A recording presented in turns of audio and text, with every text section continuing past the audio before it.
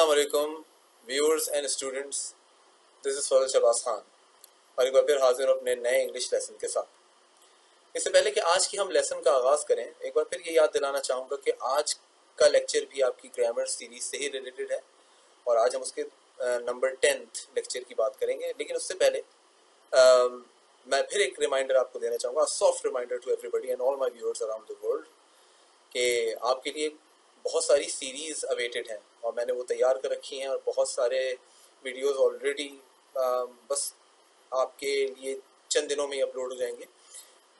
उन कुछ सीरीज़ में से एक है स्पोकन इंग्लिश सीरीज़ और दूसरी सीरीज़ उसके साथ आ रही है जो कि शॉर्टेस्ट सीरीज़ में से है और वो है ग्रामर इन ग्राम्स के नाम से। तो ये दो वो सीरीज़ हैं कि जो इंशाल्लाह ताला मैं बहुत जल्द जिनकी वीडियोस अपलोड करने जा रहा हूँ। मैं बस वेट कर रहा था एक अच्छे मौके का, तो इंशाल्लाह ताला नेक्स्ट मंथ जून में मुझे वो मौका मिल रहा है कि मैं इंशाल्लाह उसे अपलोड करूँ।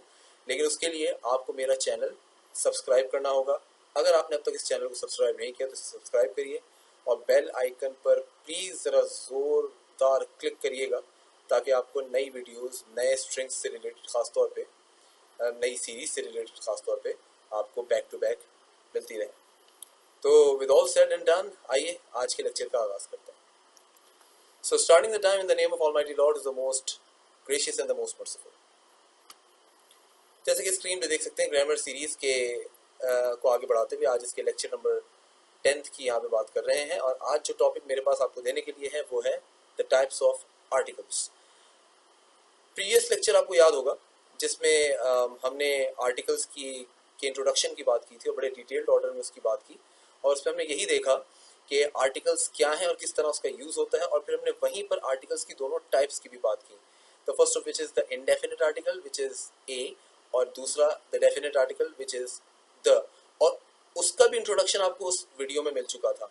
तो अगर आपने वो वीडियो मिस की है तो काइंडली उस वीडियो को ज़रूर देखिएगा ताकि आप इस वीडियो को और इसके बाद वाली एक और वीडियो को अच्छे तरीके से समझ सकें।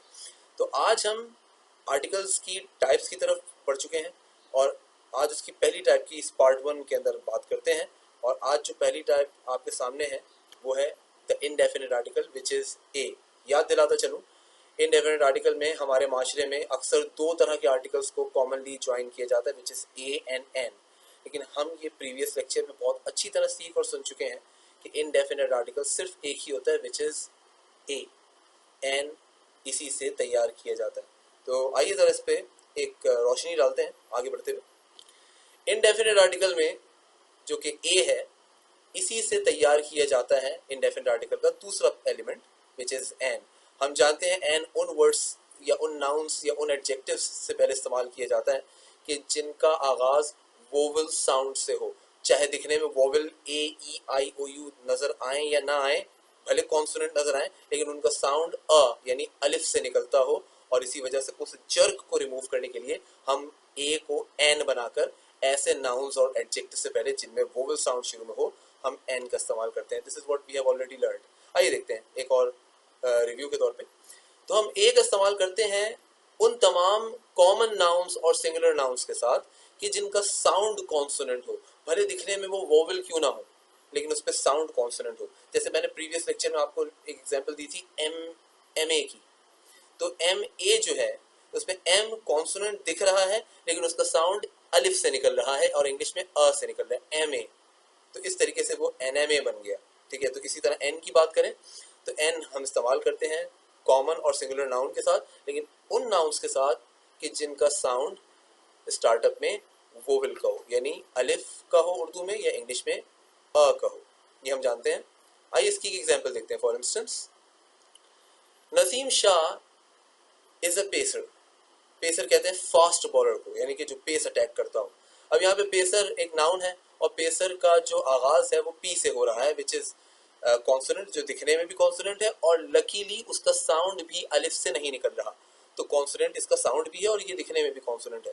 तो एक कॉमन पेसर के तौर पे इसे देखा जा सकता है, तो इसलिए इससे पहले हम एन के बजाय अ का इस्तेमाल करेंगे, which is why we read it as Naseem Shah is a pacer, क्योंकि यहाँ पर P as a consonant sound आपको दिख रहा है। इसी एग्जाम्पल को थोड़ा और मॉडिफाई करते हैं। Naseem Shah is an intelligent pacer. एक इंग्लिशमैन की तरह पढ़ते हैं, Naseem Shah is an intelligent pacer. बीच में कोई स्ट्रेस नहीं, कोई जर्क नहीं, कोई रुकावट नहीं, एन इंटेलिजेंट नहीं, एन इंटेलिजेंट पूरा पढ़ना जरूरी है।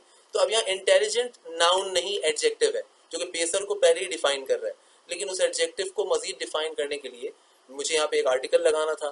तो जाहिर है कि अब मेरा बज़ाहिर दिखने में भी जो लेटर है इंटेलिजेंट में पहला, वो वोवेल आई है, और इत्तफाक से इसका साउंड भी अलिफ से यानी इंग्लिश में अ से निकल रहा है, इंटेलिजेंट। तो इसीलिए इससे पहले मुझे उस जर्क को रिमूव करना था और मुझे एन लगाना था। मैं कभी भी आई इंटेलिजेंट नहीं कह सकता, मैं हमेशा कहूंगा एन इंटेलिजेंट मिलाकर। आगे बढ़ते हुए मजीद देखते हैं।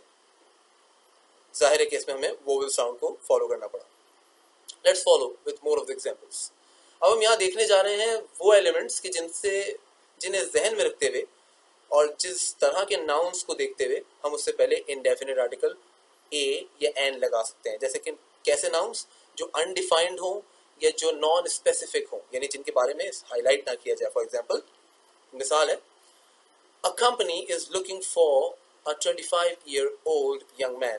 यहाँ दो तरह के नाउन है, पहला नाउन है कंपनी और दूसरा नाउन है 25-year-old। हालांकि इसमें एडजेक्टिव भी मिलाकर इसे बनाया गया, लेकिन कलेक्टिवली एक कलेक्टिव नाउन बन गए। तो इन दोनों नाउन को अगर देखा जाए तो इसमें स्पेसिफाई नहीं हो रहा कि कंपनी कौन सी है स्पेसिफिकली और 25 साल का बंदा किस तरह का है, वट एवर। खैर अब यहाँ पे ये भी कि स्पेसिफिक एट्रीब्यूट कहा जा सकता है, लेकिन यहाँ हाईलाइट नहीं हो रहा। दोनों सूरतों में इसीलिए इससे पहले मुझे आ लगाना पड़ा, क्योंकि यहाँ पे हाईलाइट नहीं हो रहा, ये दोनों ही अनडिफाइंड है, नॉन स्पेसिफिक है। ऐसे नाउन से पहले which are mentioned for the first time. अच्छा, आमतौर पे कोई भी कॉमन नाउन जब पहली बार मेंशन किया जाए तो उससे पहले आई एन लगता है, लेकिन अगर वही दूसरी बार रिपीट कर दिया जाए तो वो ही कॉमन नाउन प्रॉपर बन जाता है और उससे पहले दा लग जाता है। इस पर हम डिटेल में बात करेंगे अपने अगले लेक्चर में, जो कि डेफिनेट आर्टिकल से रिलेटेड होगा in the part 2 of the types of articles, तो उसे भी देखिएगा। आइए इसकी एक एग्जांपल लेते हैं। There is a gardener outside. बाहर एक माली है। अब वो यहाँ तक अगर जुमला पढ़ा जाए तो एक माली है, any gardener, any one gardener. आपको याद होगा पिछले लेक्चर में हमने देखा हम इनडेफिनिट आर्टिकल ए वहीं लगाते हैं जहां पर हमें ओ एन ई वन को हटाना हो या एनी वन को हटाना हो, ठीक है, या एनी को हटाना हो। तो इसका मतलब है कि कोई भी एक गार्डनर है, लेकिन यही कॉमन नाउन जब अगले जुमले में पढ़ा जाए, the gardener is very poor, तो ये कॉमन से प्रॉपर बन गया, क्योंकि हम उस गार्डनर की दूसरी दफा रिपीटेशन कर रहे हैं। हाँ, ये भी कह सकते हैं कि हम उसके बारे में एक्सप्लेन कर रहे हैं कि वो बहुत करीब है। The third category with a common collective noun. मिसाल के तौर पे यहाँ जॉन एफ कैनेडी की एक सेइंग आपके साथ शेयर करता चलूं। कौन थे John F Kennedy? He was the 35th US president, कि जिन्होंने जनवरी 1961 से अपनी मौत के दिन तक, जब उन्हें कत्ल कर दिया गया 22 नवंबर 1963 तक, अपनी सर्विसेज दी बहैसियत प्रेसिडेंट इन अमेरिका। उनकी बहुत सारी मशहूर कोटेशंस थी, जिनमें से एक है, अच्छा कल उनका बर्थडे है, that is 29 May 1917 he was born. तो याद आ गया, आज 28 मई, आज यौम तकबीर का दिन है, आज भी बहुत बड़ा दिन है पाकिस्तान के लिए। जैसे कि यहाँ पे उनकी सेइंग है, Our progress as a nation can be no swifter than our progress in education। मतलब इसका आप समझ सकते हैं, खुद भी बड़ा इजी है, लेकिन यहाँ पे मैं हाईलाइट करना चाहूंगा नेशन को। नेशन यहाँ पर किसी भी एक कौम की बात हो रही है, कोई भी एक कौम है तो इसलिए आ नेशन कहा गया है। साउंड नेशन का जो है वो कॉन्सोनेंट है, इसलिए आ कहा गया है, कॉमन है। मगर यहाँ पे एक यूनिक चीज आपको बताने जा रहा हूँ जो आपने आज से पहले कभी नहीं सुनी होगी। नेशन कॉमन है तो उसकी जगह इसी का एक सिनोनिम है पीपल। अच्छा, पीपल तो प्लूरल होता है सर, बिल्कुल सही कहा आपने, लेकिन अगर के लोगों की शक्ल में उसे देखा जाए तो उसे पीपल कहा जा सकता है एज प्लूरल।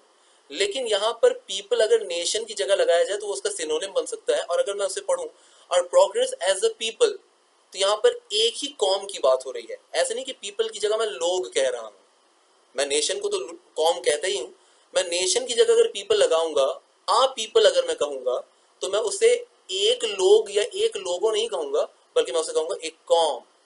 और प्रोग्रेस एज अ नेशन, एक कौम की बात हो रही है, कॉमन। और प्रोग्रेस एज अ पीपल, एक कौम की बात हो रही है। इसी तरह इसी का प्लूरल है, हाँ है ना, पीपल्स। आपने कभी नहीं पढ़ा होगा, मैं आपको बता रहा हूँ। तो पीपल्स अकवाम, कौमों की बात हो जाती है, तब वहां पे दा लग जाता है। तो डेफिनेट आर्टिकल के लेक्चर में इंशाल्लाह हम उसे भी जरूर देखेंगे।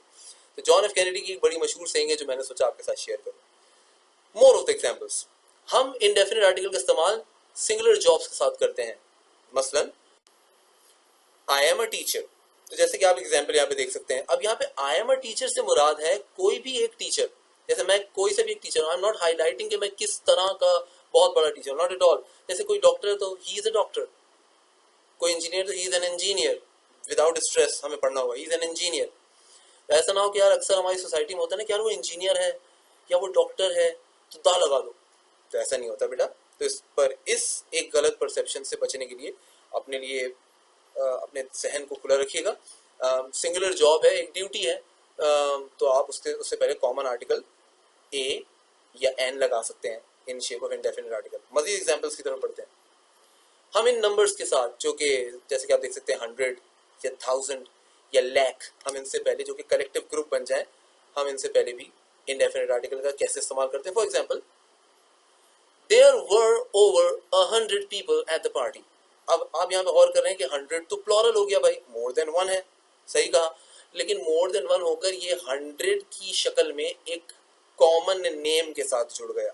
जब किसी ऐसी शक्ल में किसी चीज को जो नाउन बनाया जाए और उसे कॉमन नेम दिया जाए, विच इज 100, 1000, 10,000, तो 10,000 तो खैर अलग कर लेते हैं, वैसे 10,000 किस फोल्ड में आता है, लैख, तो ये एक नेम ऐसा बन गया कि जिससे पहले हम वन लगाते हैं, जैसे 100, 1000, 1 लाख, तो इसी वन की जगह हम कॉमन वे ऑफ सेइंग में 100, 1000, अ लैख कहकर हम यकीनन अपने कॉमन ऑर्डर को डिफाइन कर सकते हैं। तो उम्मीद करता हूँ ये आपको समझ में आ गया होगा। When we are expressing things commonly and keeping in view a collective number such as 100, 1000 and lakh, हम आ लगाकर उसका इस्तेमाल आगे बढ़ा सकते हैं। And last but not the least, हम indefinite article आ या एन यानी ए या एन का इस्तेमाल एक्सक्लेमेशन से पहले करते हैं, यानी सर्टेन इमोशंस को एक्सप्रेस करते हुए करते हैं। फॉर एग्जाम्पल, एक जुमला है, व्हाट अ नाइस ड्रेस। अब ड्रेस के बाद आपने मार्क ऑफ एक्सक्लेमेशन भी लगा दिया, हैरान कुन अंदाज जाहिर करने के लिए आपको ये करना पड़ता है। तो आ ही क्यों, दैट्स बाय डिफॉल्ट यहाँ पे आ ही लगेगा। लगा इसलिए कि यहाँ पे नाइस जो है वो एक एडजेक्टिव होने के साथ साथ जाहिर है कि स्टार्ट हो रहा है आपके कॉन्सोनेंट साउंड से, तो इसलिए आ लगेगा।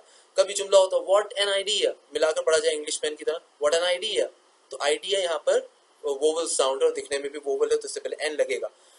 कभी भी ऐसा नहीं है कि यार नाइस ड्रेस की बात हो रही है या भरपूर किसी यूनिक चीज की बात हो रही है तो आ और एन की जगह दा लगा दिया जाता है, ऐसा नहीं है। हम बाय डिफॉल्ट इन्हीं चीजों में आ या एन का ही इन एक्सक्लेमेशंस में इस्तेमाल करते हैं। उम्मीद करता हूँ कि आज का लेक्चर भी आपको समझ में आया होगा और अगले लेक्चर का इंतजार करिएगा द डेफिनेट आर्टिकल, जिसमें हम दा के यूजेज की बात करेंगे। बहुत सारे तो ऐसे हैं जो इसी के ऑल्टरनेटिव है, लेकिन कुछ यूनिक भी है। It's going to be one heck of a lecture, so don't miss out. आज के लिए बस इतना ही, और एक बार फिर रिक्वेस्ट करूंगा, बहुत सारे नए स्ट्रिंग्स सीरीज आपके लिए तैयार हैं, जैसे ग्रामर एंड ग्राम्स, जैसे स्पोकन इंग्लिश सीरीज। तो कोशिश करें कि उसको फॉलो करने के लिए, अगर आपने अब तक मेरा चैनल सब्सक्राइब नहीं किया तो मेरा चैनल ज़रूर सब्सक्राइब करें, और बराए मेहरबानी हिट द बेल आइकन ज़रूर प्रेस करिएगा, ताकि आपको लेटेस्ट अपडेट्स उन सीरीज़ की भी खास तौर पे बैक टू बैक मिलती रहे।